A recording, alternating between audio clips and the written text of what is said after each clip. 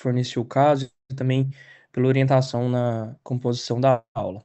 Então, a gente vai começar com esse caso clínico, é, que traz para a gente uma menina de 13 anos que foi avaliada por visão turva e edema de disco óptico no seu olho direito. Seu exame revelou uma acuidade visual com melhor correção de percepção de movimentos de mãos no olho direito e 20/25 no olho esquerdo. A visão de cores também bem alterada no olho direito em relação a um olho esquerdo normal. Um campo visual Humphrey sem resposta no olho direito e completo no olho esquerdo. E as pupilas sem se observar defeito pupilar aferente relativo. Pode voltar aí, já vou fazer um comentário aí que é o que a gente está vendo batendo nessa tecla aí durante o ambulatório. Quais são os sinais clínicos das neuropatias, né? Então, claro, uma diminuição da acuidade visual, mas eu estou fazendo com vocês no ambulatório lá e batendo nessa tecla, que a visão de cores, claro, que essa acuidade visual estava muito ruim, né? Então, a visão de Uhum. cores ia tá péssima de qualquer maneira. Mas mesmo com a acuidade visual minimamente alterada, às vezes você tem alteração da visão de cores. Então, esse é um sinal de neuropatia que você já vai conseguir ver mesmo antes do campo visual, ou até mesmo nesse caso, interessantemente, não tinha um DPAR, né? Então, Isso. tentar incluir o teste de Shihara ali, que é um teste muito básico, muito rápido, que pode dar uma noção propedêutica ali interessante no seu raciocínio diagnóstico. Pode continuar aí. Certo. E aqui na sequência do caso, ele traz para a gente as retinografias, né, de ambos os olhos. Então, no olho direito, a gente consegue ver bastante alteração. Então, a gente tem um disco ali mais edemaciado, né, com perda dos contornos dos limites do disco, aparentemente um pouco mais hiperemiado, até com um aspecto mais elevado. A gente tem essa presença, né, desse fluido, desse líquido subretiniano mais evidente ali na mácula, né, com esse aspecto mais amarelado, mas também ali por todo o polo superior a gente consegue ver esse fluido, esse exudato, né? E também, se a gente acompanhar ali mais próximo na arcada superior, a presença de um ponto pequeno, mas com aspecto mais elevado, mais esbranquiçado, que é um granuloma, acompanhando ali ao longo da arcada superior. E aqui a tradução ficou um pouquinho errada, não é banhamento, é embainhamento vascular nessa área. Dá para ver também, acompanhando um pouco da arcada inferior, algumas áreas de é, hemorragia retiniana. Enquanto do lado esquerdo a gente tem um fundo de olho normal. Então, aqui maior só para a gente ter uma melhor visualização, né, desses achados do edema, do exudato macular, tipicamente em estrela macular, né, ou a presença do granuloma, desse exudato difuso também no polo posterior, né, e a presença dessas pequenas hemorragias retinianas ali na arcada inferior. Então, pessoal, só chamar atenção. Pode deixar os Pode deixar essa achados aqui, aí. né, doutor? Ok. Um, assim, uma retinografia bastante rica, né? E lembrar também da importância da retinografia. Às vezes, no seu mapeamento aí, sei lá, esse granuloma passa em branco, que você está olhando ali para o nervo óptico, para a mácula, ou às vezes essas hemorragias inferiores também passa reto. Se você... Então, assim, a retinografia é bastante relevante para você fazer esse estudo aí mais detalhado, né? Certo? Então, bastante interessante, né? Muitos achados aí. Vamos continuar o caso aí para a gente ir para o Jorge, eu principal de... posso dar só uma. Ou, Você por está me favor, ouvindo o aí? Tá? especialista está aí. Não, é só para pontuar. Bom dia, viu? Paulo, Entendi. Jorge, pessoal. Bom Jorge, dia, doutor. essa área que você fala aí, Paulinho, que você colocou como granuloma de retina, eu até não discordo, não. Mas eu colocaria assim, essa área brancacenta, respeitando aí o, Uhum. o território da arcada superior, parece mais uma área de retinite focal. O Hum, granuloma de retina, assim, a gente vê, mas não é tão comum, sabe?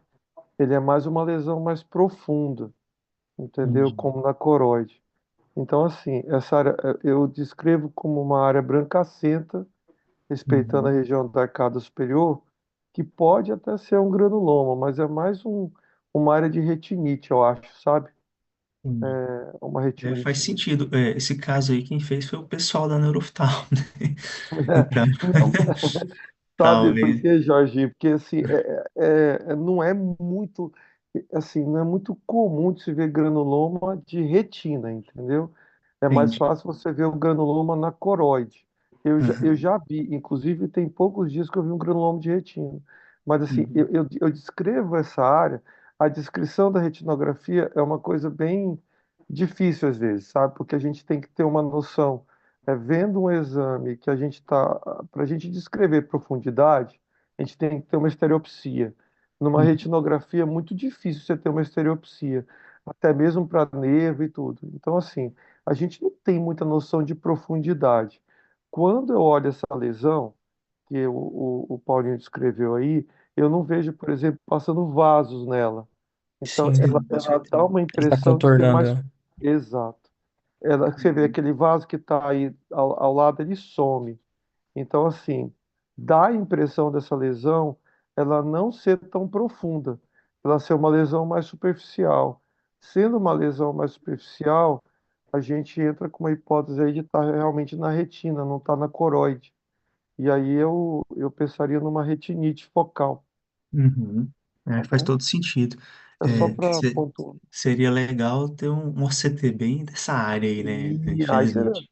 aí Eu acho que a seria gente, sensacional se eu tivesse, acho seria que a bom gente demais. não tem. É. Mas, A, eu lembro que a, eu vi um granuloma lá num caso de sarcoidose e realmente a aparência era bem diferente. Foi bem Era pontuado aí. Eles era falaram, de retina ou de coroide, Jorge? eu acho que era de coroide, cara, Era que coroide, era é bem mais, violenta. isso. Eu tenho E o é mais OCT dele, comum, depois eu vou te mostrar, pessoal. perfeito. Certinho. Obrigado, aí, doutor. Vamos seguir. Então, aqui ele traz pra gente, na sequência do caso, a tomografia de coerência óptica da camada de fibras nervosas da retina, e que mostra pra gente um aumento, né, da espessura dessa camada, de fibras nervosas no olho direito, exemplificado aqui, né, pela essa caixa do olho vermelho, aquela perda daquele padrão de dupla Corcova, que é compatível com o edema, de disco óptico no olho direito. Alguma coisa a pontuar aqui, doutor? Não, não, só para você ver aí que a leitura não fica tão legal, né? Lembrar, o Uhum. OCT foi feito para o glaucoma, pessoal. Então, assim, ele foi feito mais, na verdade, para ver atrofia do nervo óptico, não para ver edema, né?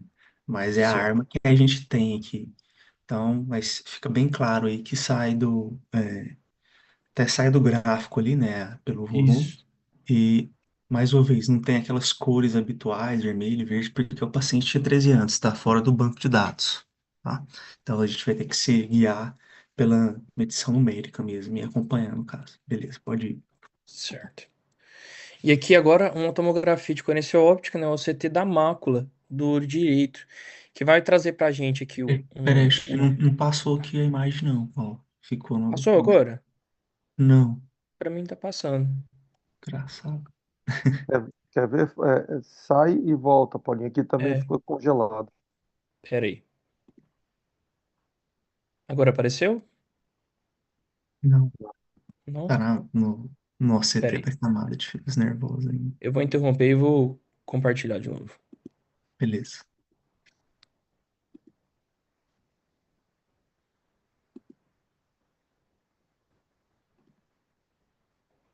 Aqui é o CT. Agora foi?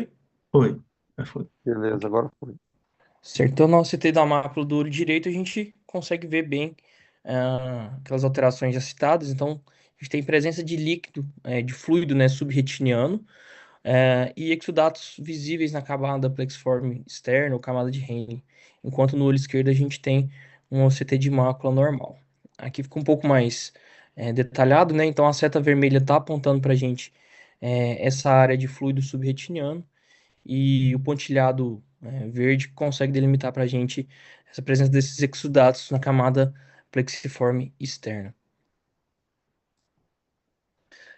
O caso também traz para a gente a angiografia intravenosa, né, com fluoresceína, que no olho direito vai mostrar para a gente uma área em expansão, né, de hiperfluorescência ao redor do disco óptico, seria essa imagem inferior esquerda mais visível, compatível com o extravasamento do disco devido ao edema de disco óptico, e também são observadas algumas áreas de extravasamento na região do que, no caso, foi colocado como granuloma, mas o Dr. Elias pontuou essa área de possível retinite ali ao longo da arcada superior, e também algumas áreas de extravasamento ao longo dessa arcada, sugerindo para a gente um processo de vasculite retiniana, enquanto no olho esquerdo a gente vai ter um, um quadro normal, né?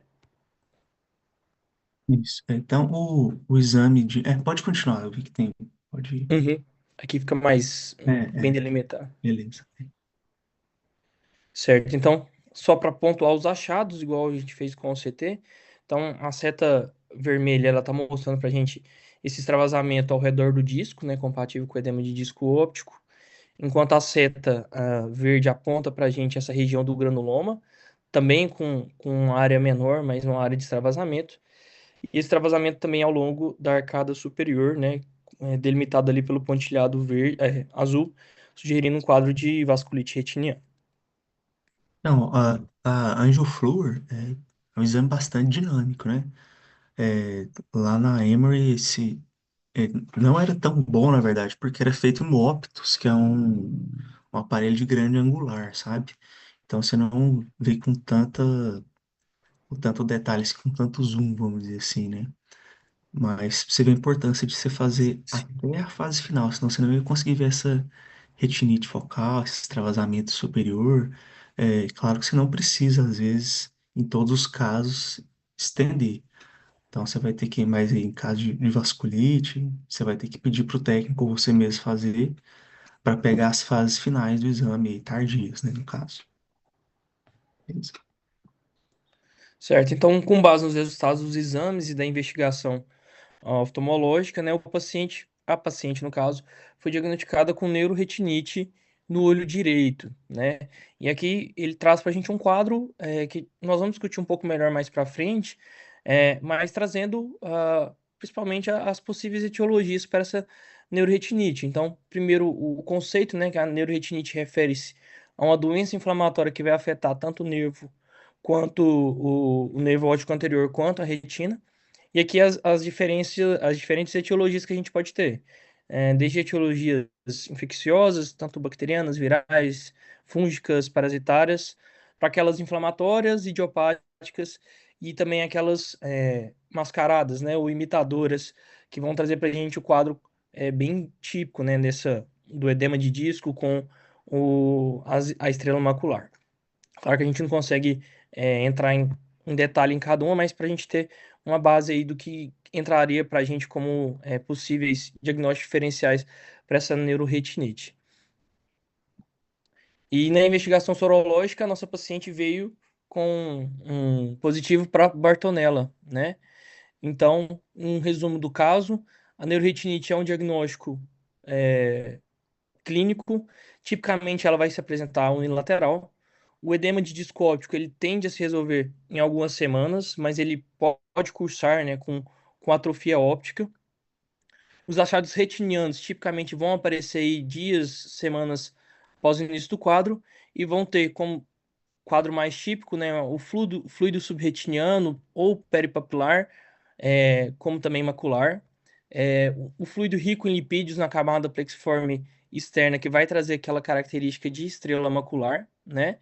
Pode haver, em alguns casos, quadro de vasculite retiniana e também, em algumas infecções, pode gerar a presença desses granulomas, que é o que foi descrito no caso.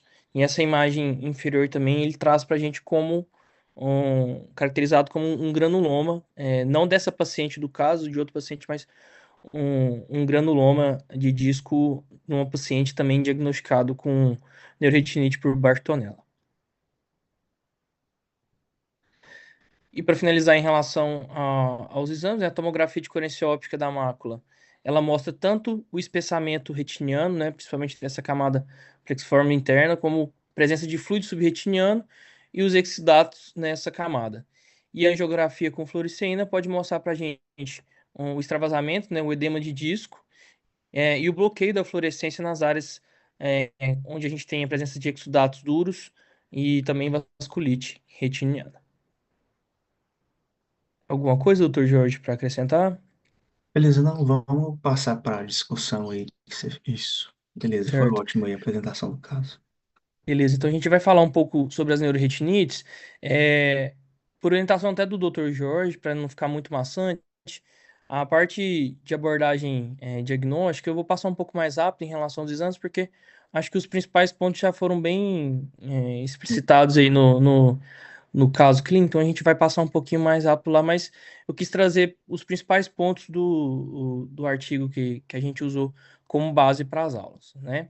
Então, em relação à introdução, a neuroretinite ela refere-se a um processo inflamatório primário do disco óptico e da sua vasculatura, com acometimento secundário da mácula, caracterizado pela exudação naquele padrão de estrela macular. Isso até era uma dúvida no início, eles até achavam que o acometimento macular era, era o acometimento primário, mas depois, até com o estudo com a geografia, notou-se que primeiro o foco principal, né, o foco primário do ataque é o disco óptico a exudação macular ela acaba sendo secundária E, a esse quadro. então, vou mandar o artigo o pessoal guardar aí quando tiver um caso poder revisar. Mas inicialmente, 1900 e bolinha lá, sei lá, 17. Primeiro a descrever foi o Leber, que descreveu tanto a Maculopatia neuropatia estelar de hereditária, Leber. discu- que, dis- é, que discutiu tanto a neuropatia hereditária de Leber quanto a maurose congênita. E ele ainda tem o nome dele em outros achados oftalmológicos. Mas e depois foram ver, primeiro, como você falou, era discutido como uma. é, não, não foi neuroretinite, não, né? Era uma Era maculopatia. Ele macropatia, descreve né? como Isso. maculopatia estrelada de Leber, Depois primeiro. que eles foram perceber a questão da fisiopatologia, né?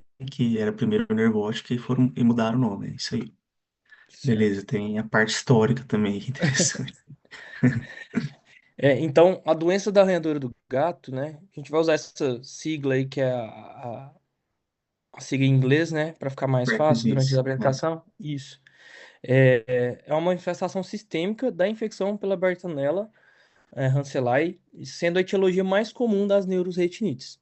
Só que é importante ressaltar que até metade dos casos de neuroretinite eles não vão ter uma causa identificável, e um pequeno grupo ainda vai ser atribuído a um processo inflamatório recorrente presumido, que chama-se de neuroretinite idiopática recorrente, que a gente vai falar um pouquinho ali no final da aula. Uhum. Paulinho, Então aqui, olha eu oi, aqui de novo, cara, só para pontuar pode de falar. novo aí. O Cat Scratch Disease, né, que é a doença da arranhadura do gato, esse segundo ponto aí é importante, porque muita gente confunde isso, assim, até gente mais experiente, viu, Paulinho? A neuroretinite, que é a lesão anatômica, né, da doença, ela não é o mais comum de se achar no cat scratch. Então, bartonelose, né, a neuroretinite não é o acometimento mais comum. O que é mais comum é retinite multifocal. Isso é importante. É porque do jeito que você escreveu, dá a impressão de que o acometimento mais comum que pode acontecer em cat scratch é neuroretinite.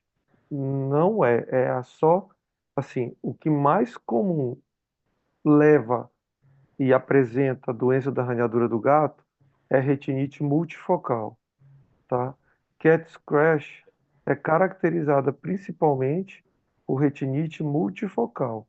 A arranhadura do gato não é assim, eu vejo uma arranhadura do gato, eu espero ter uma retinite multifocal. Uma neuroretinite é um dado anatômico, uma lesão anatômica, que quando a gente olha, a gente, diante de uma neuroretinite, cat scratch é o principal. Uhum. Pronto, fica mais fácil entender. Então, diante de uma neuroretinite, cat scratch é o diagnóstico principal, mas neuroretinite não é o que a gente, o, o achado mais comum de se achar em cat scratch. É difícil de entender isso, né? Mas, assim, para sedimentar o conhecimento, ficar mais simples.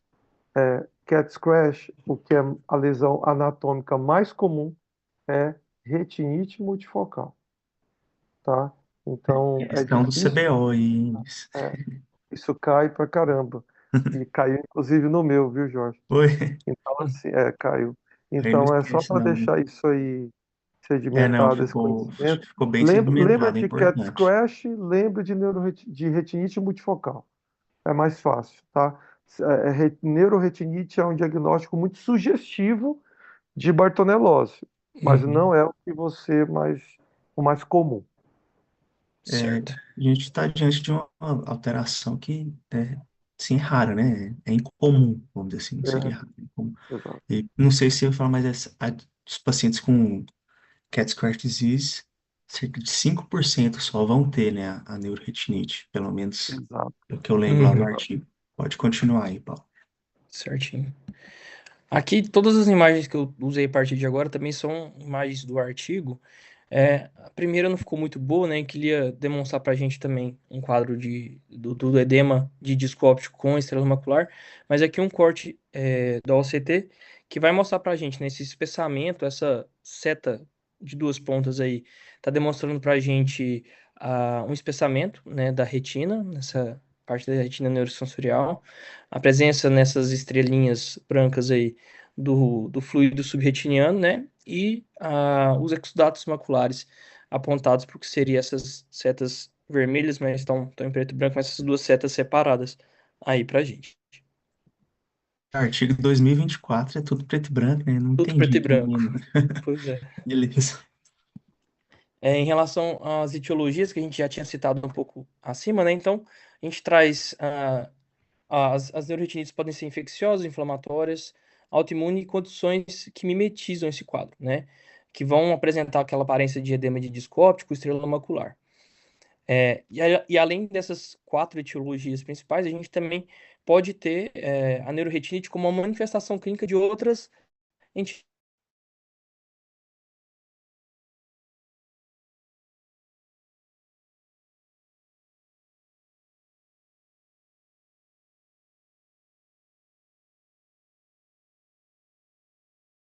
agudas no lateral difusa ou a DUSNE.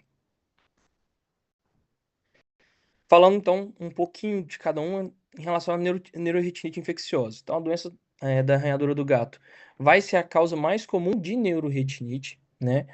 Ah, dados do artigo, então, 3 a 4 casos por 100 mil habitantes, segundo a Vigilância Populacional nos Estados Unidos.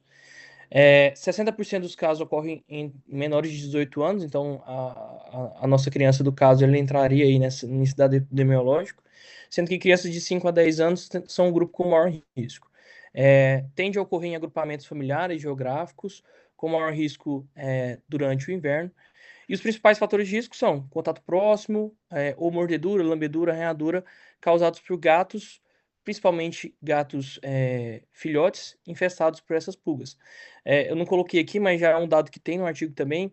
Hoje sabe-se que a transmissão não ocorre exclusivamente com esse contato próximo dos gatos. Então, já se tem conhecimento de transmissão por cachorros, por picada de artrópodes, de mosquitos. Então, existem também outras formas de transmissão, apesar do principal fator de risco ainda se manter com esse contato com os felinos, né?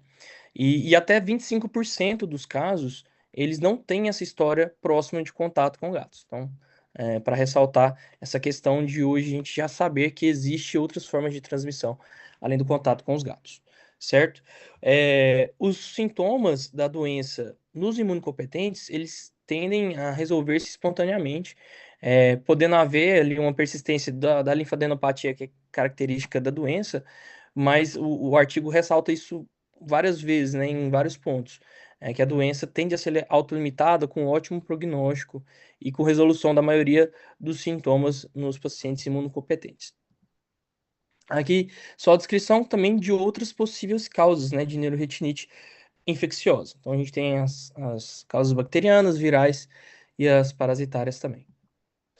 Em relação à neuroretinite inflamatória, a gente tem diversas entidades associadas a esse grupo. Não é comum acometimento do nervo, não sendo comum só o acometimento do nervo óptico, mas também de toda a sua porção retrobulbar. Isso a gente pode até usar para fazer o diagnóstico diferencial. Então a gente tem como exemplos de doenças que poderiam cursar com essa neuroretinite inflamatória, sarcoidose, poliartrite nodosa, arterite Takayama, lúpus, e a doença de Arada.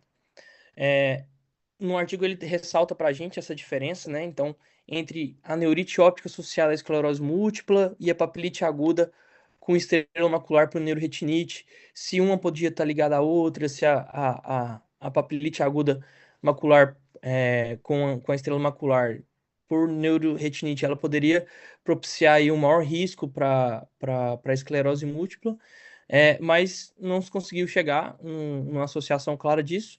Além de que a neurite óptica ela vai ter como alvo inflamatório principal a baía de mielina, enquanto, pensando na fisiopatologia mesmo, a papilite causada aí na neuroretinite, ela vai acontecer principalmente pelo acometimento da vasculatura do disco óptico.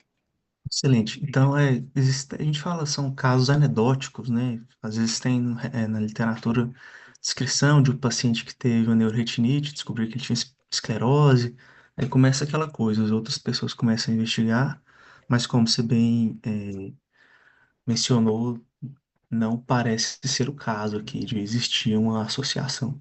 Você podia voltar um slide só para eu perguntar uma coisa para eles? Então, aqui, eles, bom, lá eles não têm muito tóxico, né, cara? Então, assim, a tóxico não entra, né, para eles. Mas assim, na sua propedêutica aí, com essa retinite focal e tal, você investigaria tóxico também? Então, Jorge, a toxo Ou não é é um porque achado comum da não, tóxico, a não, estrela? a toxo pode gerar tudo aí, porque ela é Uhum. endêmica, né? Lá eles não tem muito, né, isso aí. Eles não sacam, não. Pela faixa etária, o que quando eu vejo criança com neuroretinite, Jorge, tem, Uhum. assim, eu já vi, estou dizendo da minha casuística, DUSM, eu Uhum. sempre penso, para quem não sabe, DUSM é é uma larva que anda na retina, ali, ó, geralmente ela fica no território da plexiforme externa, ela dá uma andada boa ali e vai fazendo os caminhos na retina, só que às vezes você não vê. Então você tem às vezes um acometimento até ali pigmentar, que você não entende muito bem da onde. Quando vai ver, depois era adusto. Eu acho que o germe que mais causa, que é o maior incriminado, é a larva migras. Mas assim, DUSN pela faixa etária, né, uma criança, um adolescente, é a principal, assim, é a principal não, mas eu sempre penso em DUSN nesses Uhum. casos de Uhum. neuroretinite. O segundo, toxo, e o outro que é mais, não é tão comum de dar, mas uma lesão peridiscal pode causar, eu não sei se foi citado aqui, é o toxocara, né? Uhum. Toxocaríase tem, né? Ah, Toxocara tem aqui, candi, Tem, né? tem, Toxocara candi. Então aí, Paulinho, é isso aí, ó. Uhum. Toxocara, toxo, são geralmente lesões, acometimentos infecciosos, né? Uhum. Agora, um acometimento infeccioso que vocês, que se acontecer na vida de vocês aí, de um adulto, não descartando adolescente, tá? Mas assim, menos comum, mais comum é a luz, sífilis, entendeu? Então, assim, acometimento, inflamação, assim, como eu também sou meio neuro, né, Paulinho, e Jorge, eu não gosto muito de usar o termo neurite. Isso é pela neuro, não é pela uveíte. Eu uso o Uhum. termo neuropatia inflamatória, ou neurite atípica, porque Uhum. essa inflamação do disco, no meu modo de ver, isso é uma discussão que eu tenho com meus colegas da uveíte em reuniões, ô Jorge, ela é mais uma papilite, você vê que esse paciente nem tem, ele não tem DPAR, né? Ele Não, não tem defeito palpável. Então, assim, é um Uhum. acometimento mais, é igual ele falou, é vascular, né? Bem na porção anterior, bem na papila do nervo mesmo. Não Uhum. chega a ser uma neurite. E tem alguns outros que chamam isso de perineurite. Eu não concordo com essa descrição. Eu não sei se você concorda, Jorge, com isso. Mas, assim, eu acho que para você falar em perineurite, é um dado quase que de imagem. Você tem que É, ter uma inflamação do e, disco para ter aquele borramento da gordura. Você é, concorda comigo? e na Então, assim, perineurite, a gente tá pensando na bainha e isso. dentro Então, assim, do olho a gente não tem bainha, né? Só na é, é, porção retrobulbar. Então fica é, meio. e você está entendendo? Então, assim, é uma questão de semântica, é chato falar. Mas, assim, vocês vão ver com relativa frequência colegas que não são especialistas em neuro, oftalmo, falar muito isso. Perineurite, neurite. Então, assim, o termo correto para mim seria neurite atípica ou uma papilite, que é um acometimento da porção intraocular do nervo, tá? Então, assim, eu vejo isso como sendo uma papilite, né? E com as principais causas sendo, claro, você vê uma neuroretinite, você pensa em bartonelose, apesar de não ser o achado mais comum da bartonelose, do cat scratch, você vê toxocarias e Dusne. E no adulto, eu penso sempre em sífilis, em luz, pelo fato de ser também endêmico e pelo que você ter acometimento de nervo, você tem que pensar em luz. Uma coisa que eu não vi se foi descrita, Paulinho, foi a vitreite. Provavelmente esse paciente.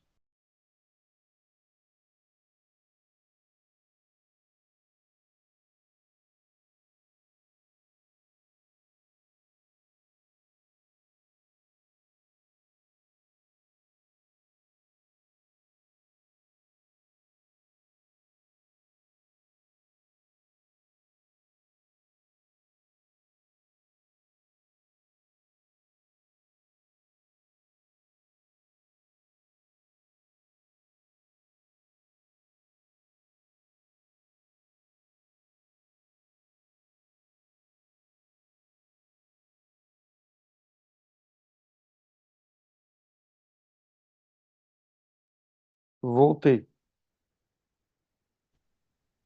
Eu não estou conseguindo ouvir, Jorge. Ó. Ah, manda brasa aí. Estamos te ouvindo. O Paulinho tá aí também? Tô, Ó, tô.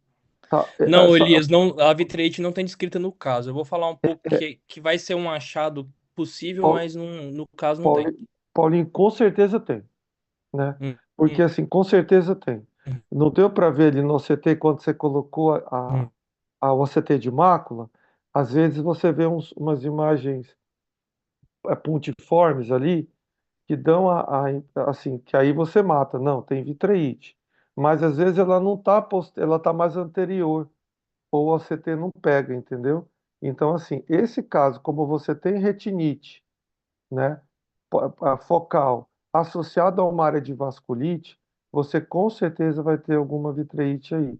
Pode ter que não, pode ser que não estivesse descrito, mas uma vitreite você vai ter principalmente pelo ponto de você ter, pelo fato de você ter uma vasculite, tá? Beleza, show de bola. Eu acho que ele tá tentando compartilhar a tela para dar continuidade aí. Pode dar, né, doutor? Peraí. Ok. Vamos lá. Voltou a aparecer para todo mundo? Sim. Certinho. A gente falou aqui da parte inflamatória. A autoimune também, o artigo cita algumas associações, né? Então, o uso de inibidores de checkpoint imunológico após vacinação contra a Covid-19, essa síndrome Irving que já tinha sido citado antes. As síndromes paraneoplásicas e doença associada ao anticorpo contra a glicoproteínas oligodendrocitária da mielina. Ah, então, mais um caso aí, quase que anedótico, mas esse aí já tem mais casos descritos, tá? Descritos. Então, com a Certo. esclerose múltipla, não tanto, mas com MOGAD a gente já tem mais Já tem casos. mais casos. E E, IRVA é muito raro de achar, viu, ô Jorge? uhum. Mas eu não sei se tem uma casuística maior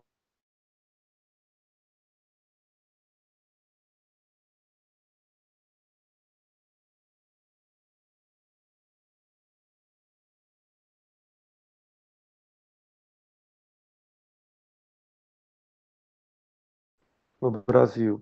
Eu Mas acho. assim, eu não me lembro, posso depois pesquisar, se eles cursaram com neuroretinite. Uhum. Mas pelo que eu me lembro, não. Beleza. Pode continuar aí. Certo. E por último, aqui eu coloquei um quadro, né, que seriam o mesmo quadro que tem no artigo, mas que traz para a gente aqui algumas imitadoras, né, algumas outros possíveis diagnósticos diferenciais para o quadro de neuroretinite que podem cursar também com aquele quadro, né, do edema de disco óptico e do exudato macular em padrão de estrela macular. Ele traz para a gente um artigo, essa imagem também está em preto e branco, não está tão bom assim, mas de um quadro de neuropatia hipertensiva, né? Que tem esse Uhum. achado do disco óptico, né? Do edema de disco óptico com aquela estrela macular, mas vai trazer para a gente também outros achados mais típicos do quadro da retinopatia hipertensiva. Então, a gente vai ter achados de exudatos algodonosos, quadros de hemorragia, quadro de eh, estreitamento da vasculatura, né? Então, Uhum. seria um quadro que traz para a gente o achado típico, mas um pouco mais rico, que faz a gente pensar nesse quadro de neuropatia hipertensiva.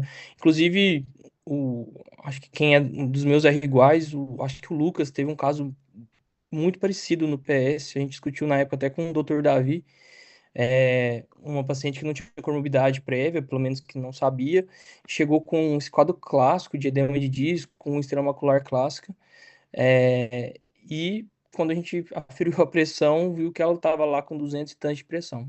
Acabou Cara, olha que fechando massa.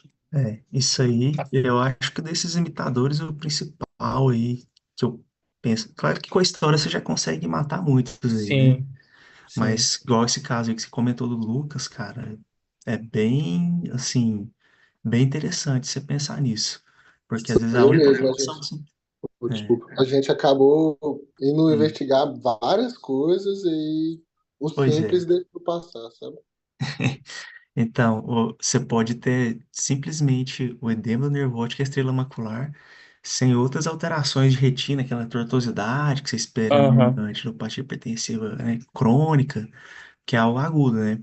E você já considera como o grau máximo aí de retinopatia de empatia hipertensiva hipertensiva. pelo edema do nervo óptico, se for lá na classificação. Então, muito interessante você ter pontuado isso aí. E foi bom que teve um caso da vida real aí, que agora a gente não esquece Exatamente. mais, né? Beleza. Beleza. Então, agora vamos falar especificamente daquela que é a principal causa das neuroretinites, né? Que é a doença da arranhadora do gato.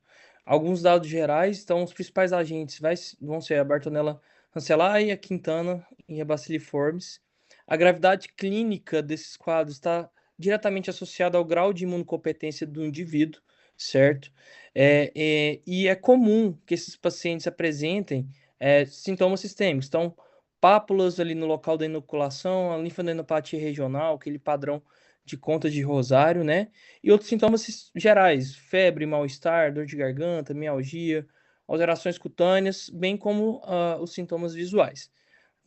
De 60% a 70% dos nossos pacientes, eles vão ter sintomas sistêmicos associados com a doença da arranhadora do gato, mesmo sendo imunocompetentes. Há manifestações, aí trazendo os dados aqui do artigo, né? Manifestações oculares, de 5 a 10% dos nossos pacientes infectados com a Bartonella vão apresentar complicações oculares. Então, assim, como o doutor Jorge já tinha pontuado, é uma doença rara, né? A neuroretinite aí que a gente está discutindo não é uma coisa que todo paciente com a bartolenose vai ter. Então, de 5 a 10% dos pacientes vão ter complicações oculares, não necessariamente a neuroretinite. E nos imunocompetentes, esse quadro tende a ter curso benigno e autolimitado. É, a, no artigo, ele traz para gente que a manifestação ocular mais comum da doença da arranhadora do gato seria essa síndrome óculo-glandular de Parinot, né? Então, de 2 a 3% dos pacientes apresentariam, e ela teria como característica uma conjuntivite folicular com linfadenopatia regional. E a gente tá vendo sempre aí, né? Assim, se a gente for é, fazer. Às vezes o paciente não reclama, né, dessa linfadenopatia, Isso. mas, de um modo geral, a gente vê com mais frequência, né? E nem sempre a gente vai investigar, Bartonella. Beleza. E aqui, outros achados que poderiam estar presentes, né? Achados do segmento posterior. Então, neuroretinite, a retinite focal, que é o que o Dr. Uhum. Elias ressaltou para a gente como o principal cometimento, né? O mais comum da gente encontrar.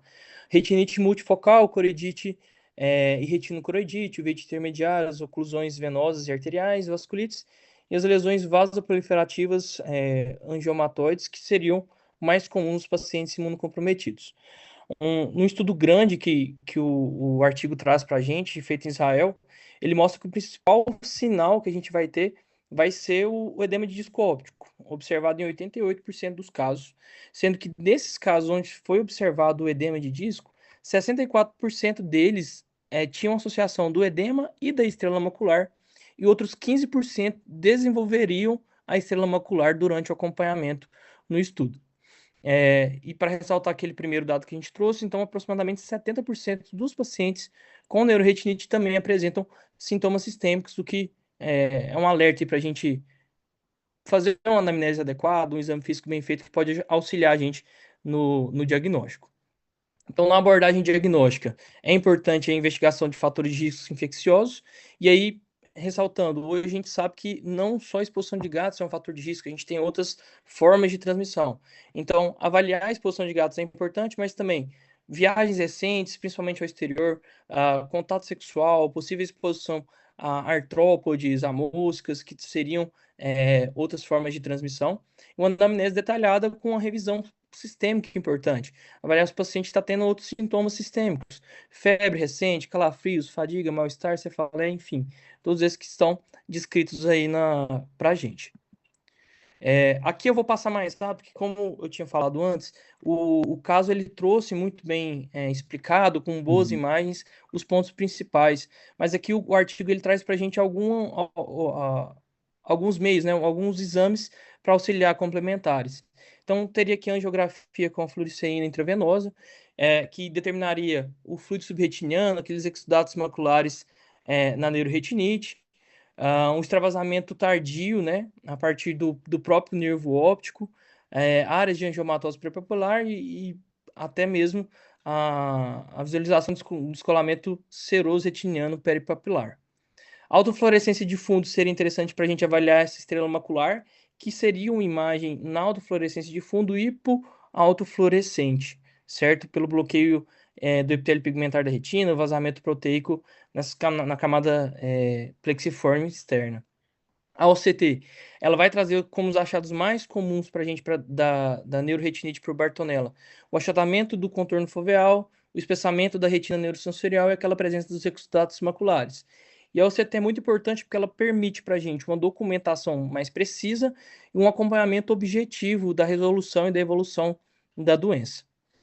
A OCT, né, com domínio espectral, ela traria para a gente alguns outros achados. Então, a presença de infiltrados epipapilares e essas células no vítreo, edema do disco óptico, todos com característica, mostrando uma característica inflamatória, e a presença dessas pregas retinianas internas, devido à presença do próprio edema, mas que tende a se resolver com a reabsorção desse fluido intra e subretiniano.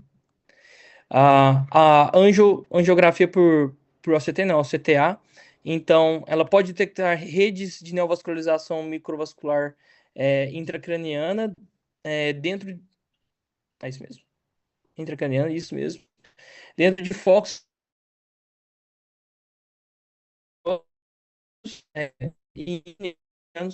que não sejam. Importante porque a gente tem tonela. Então, vou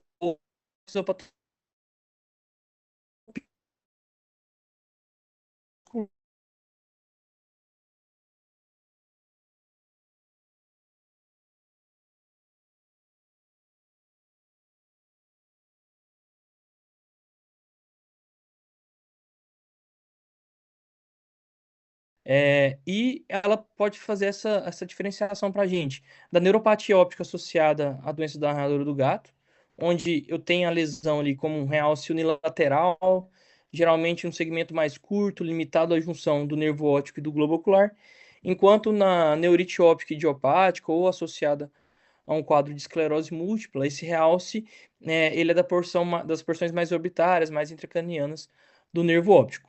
Importante ressaltar que a ausência de achados na neuroimagem não vai excluir o diagnóstico da neuropatia óptica associada à doença da arranhadora do gato, porque às vezes esses achados são um pouco mais tardios em relação à doença.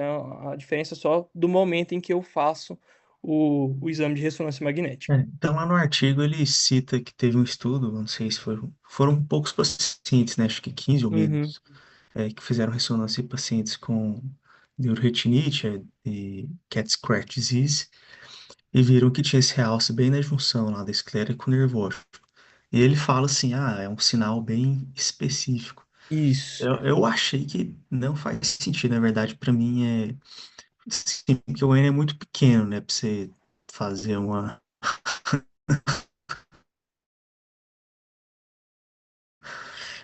state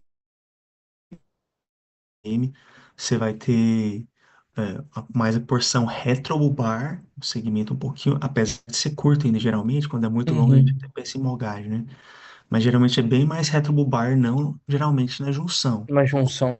É, e até na ressonância que está lá no artigo, dá para você.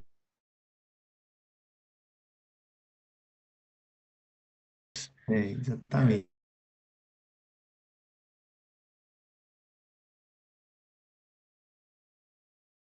Mas eu não vi muito realce. Talvez o nervoso, acho que ele realmente está um pouco mais espesso que o contralateral, né? Mas Aham. ele fala que essa aí é um T1 pós-contraste com supressão do sinal de Isso. gordura realmente, né? Você tá vendo que a gordura está suprimida aí. Mas sim, tá mais espesso, mas o realce mesmo eu não consegui ver não. Mas tem o edema aí. E ele citou esse outro estudo, né? Então, bom, pelo menos lá onde eu fiz fellow, todo caso de neuroretinite fazia ressonância, beleza? Ressonância. Então, você Certo. está autorizado a fazer esse pedido, mas sabendo que eu seria, na verdade, acho que mais para excluir outro Eu- achado, pensando em desmilinizante, talvez.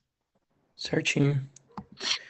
É, em relação às sorologias, né? A sorologia para detecção, a gente falou um pouco dos exames de imagem, vamos dizer assim.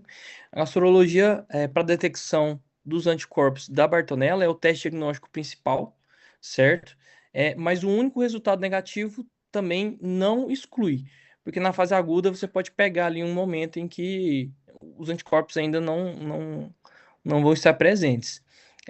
Os níveis de anticorpos eles foram relatados por até 4 a 5 meses após o início dos sintomas, podendo persistir até 3 anos depois do quadro.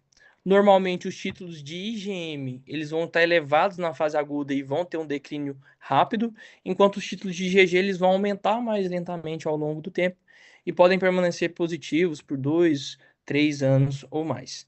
É, Em pacientes com a sorologia inconclusiva, você pode lançar a mão do PCR de aspirado do linfonodo, mas o próprio artigo traz para a gente que é um exame pouco acessível, de alto custo e com falhas quando a gente está tratando de formas atípicas da doença.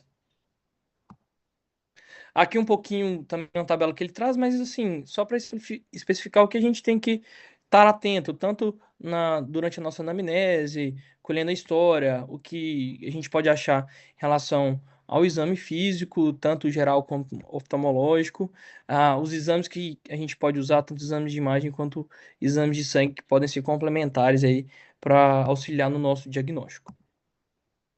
E para finalizar, em relação ao prognóstico visual e manejo. Então, o estudo deixa claro para a gente que ainda não é claro a eficácia do tratamento com antibiótico ou corticoide, ou ambos, né, combinados, nos casos de neuroretinite por Bartonella ou a neuropatia associada à doença da arranhadora do gato.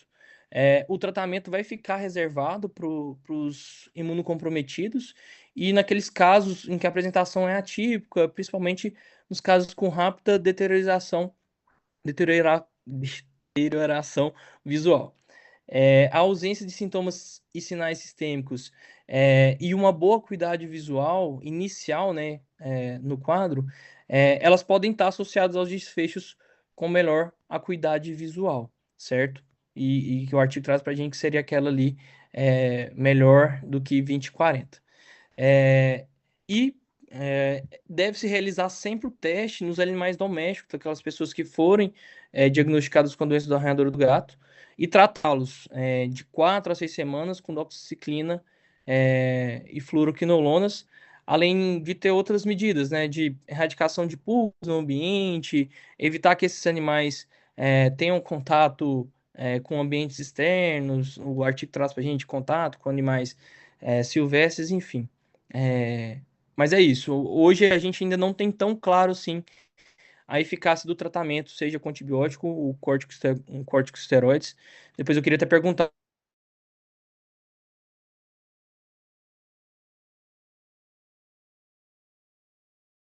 Geralmente a gente pega muito caso, pelo menos os que eu vi durante esse primeiro ano de R1 lá no PS, eram de pessoas imunocompetentes, sem nenhuma história de imunocomprometimento e como que seria esse manejo aí na vida real, vamos dizer assim. Já posso falar Então, rapidinho? pode, Só pode para não falar, perder o doutor. gancho, que eu já respondo logo pra você. E é importante o que você falou mesmo. Ô, Paulinho, na vida, o que você tem que valorizar é o IgG, entendeu? Então, assim, se o paciente você tem um quadro sugestivo de Bartonellose, de cat scratch, tem. Ele tem retinite multifocal ou esse quadro, uma retinite pontiforme ali, respeitando um território de arcada.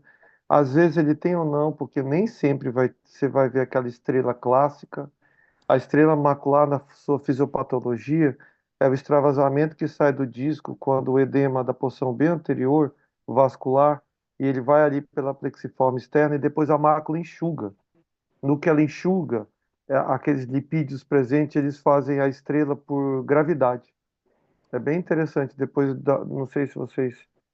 Depois eu posso até ver. A fisiopatologia é interessante. Então, assim, essas lesões, esse quadro, a gente chama de diagnóstico anatômico, né?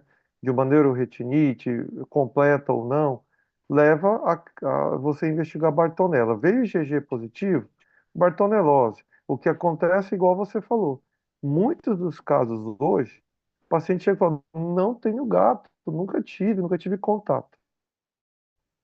Mas você mostrou de uma forma bem completa, tem outras formas a lesão pelo gato. Então, assim, IgG positivo, teve contato, tem que tratar. O que a gente trata hoje na prática é com doxy. 12, 100 miligramas por 30 dias. Criança tem que corrigir a dose. E geralmente, acho que a gente tem um caso, uma criança hoje lá na uveíte, ó, para você ver, dois casos. A gente tem uma criança na uveíte olho único, não sei se vocês se lembram aqui. Eu não sei se esse paciente é do Lucas ou tem algum R1 com ele hoje. E a gente teve uma parinô lá na neuroftalmo, há poucos dias, há poucos meses.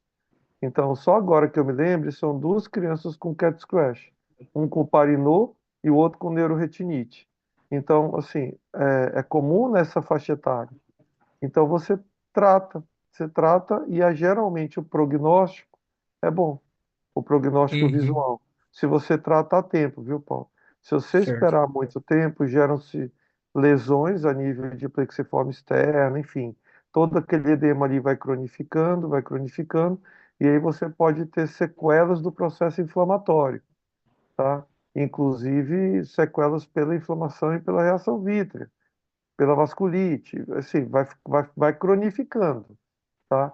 Mas assim, geralmente o diagnóstico, o prognóstico visual é bom, tá? Certo. Ok. E só com o antibiótico, Elias? Só com a É, doxiciclina? Não dox, é porque associa o não corticoide, não? é, olha, Paulinho, eu particularmente na minha vida eu não gosto de associar esteroides, né, cortisona sistêmica em pacientes que estão infectados. Eu Uhum. geralmente trato o paciente, né, e para infecção primeiro, e depois de um tempo, às vezes 3, 4 dias, eu desinflamo ele, Certo. entendeu? Assim, desinflamo para aquilo, direciono, porque assim, eu não tenho, é mais por formação mesmo, entendeu? Então, assim, Uhum. eu costumo entrar com a antibiótico terapia primeiro, né, ou antiparasitários primeiro, para depois entrar com a cortisona, mas isso é sistêmica, né? Agora, isso é questionável, tem muita discussão com relação a isso. Isso é a minha conduta que eu estou passando para você. Certo. E só para finalizar, gente, são 3 slides, só que aquela parte final que tinha sido relatado no começo, então existe um subgrupo, né, vamos dizer assim, um subconjunto, na verdade, de neuroretinites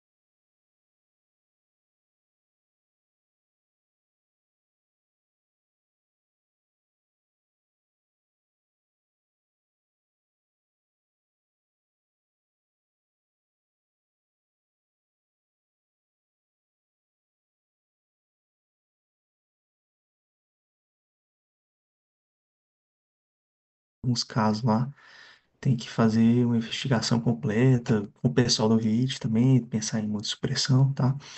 Mas agradecer aí a valiosa contribuição do Dr. Elias hoje na aula e parabenizar a sua apresentação aí, que ficou excelente.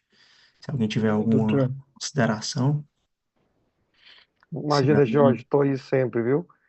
E, valeu Paulinho, demais, cara. parabéns, viu? Muito boa aula, muito boa, muito Valeu, completa. Elias. Parabéns Obrigadão. mesmo. Tá? É, Obrigadão.